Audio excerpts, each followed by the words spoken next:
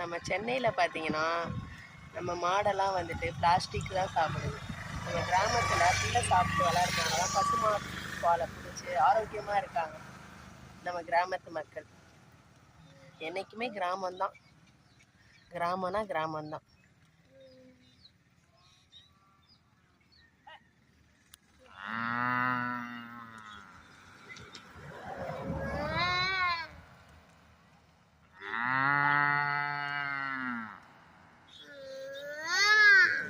நம்ம மாடு கத்துற மாதிரி சிண்டுவும் கத்தி காமிக்கிறாரு. சவுண்டை கேட்டீங்களா?